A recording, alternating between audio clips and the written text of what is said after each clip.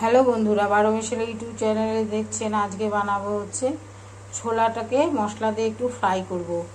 Fry করে নিয়ে মুড়ির সাথেও খেতে পারেন, এমনি শুধুও খেতে পারেন। ছোলাটাকে যে ভিজিয়ে রেখেছিলাম, তবে সেদ্ধ করে নিয়ে জল ঝরিয়ে নিয়েছি ভালো করে ধুয়ে। আর একটু কাঁচা লঙ্কা, টমেটো, তেজপাতা, শুকনো লঙ্কা, আর এখানে একটু বিভিন্ন ধরনের মশলা দেব। লাল লঙ্কার গুঁড়ো, হলুদ, জিরের গুঁড়ো, ধনের গুঁড়ো, গোলমরিচের গুঁড়ো, গরম মশলার গুঁড়ো, একটু লবণ, হলুদ, এগুলো দিয়ে কড়াই বসিয়ে দিয়েছি বন্ধুরা। এখন আমি হচ্ছে এর মধ্যে সাদা তেল দেব।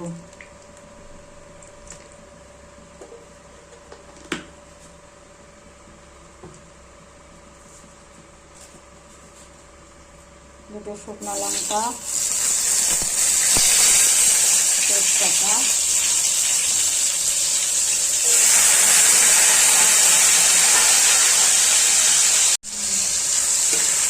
ভালো করে করতে হবে। একটু ভাজা ভাজা করে নিয়ে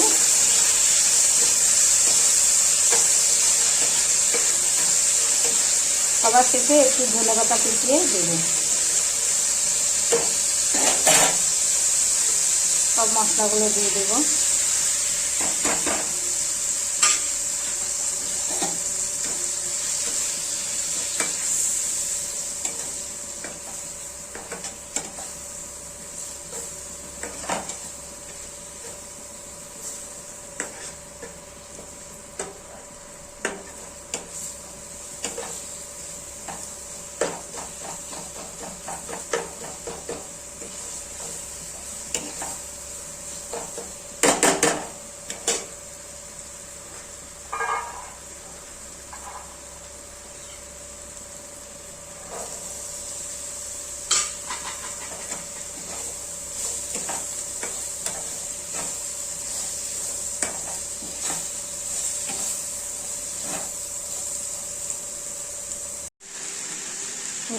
ভাজা ভাজা হয়ে গেছে।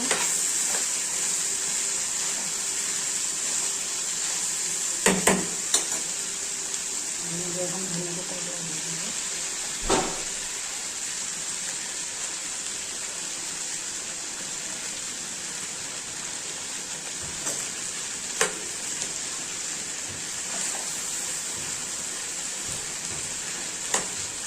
একটু নাড়াচাড়া করে ঢেকে রেখে দেবো। হয়ে গেল আমার মশলা, ছোলা দিয়ে মশলা দিয়ে ফ্রাই।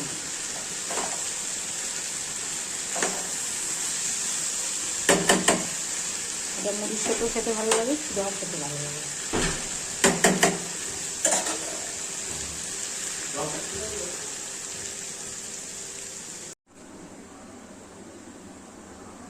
এই বন্ধুরা, আমার ছোলা ভাজা শশা দিয়েও খান, মুড়ি দিয়ে, শশা দিয়ে, ছোলা দিয়ে।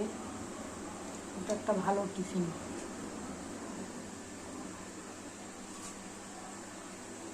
এই যে বন্ধুরা, একটুখানি স্যালাড কেটে নিলে শশা, গাজর, টমেটো, কাঁচা লঙ্কা, ধনেপাতা একটু কুচিয়ে উপরে দিয়ে, তার উপরে একটু হচ্ছে টমেটো সস দিয়ে খাবেন, দেখবেন খেতে খুব সুস্বাদু হয়।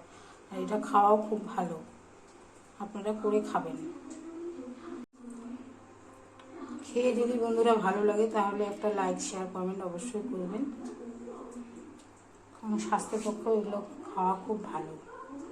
ছোলা সেদ্ধ করে, কাঁচাও খায় অনেকে, কিন্তু আমি হচ্ছে সেদ্ধ করে একটু মশলা দিয়ে করেছি, মানে সুস্বাদু হওয়ার জন্য। এভাবে করে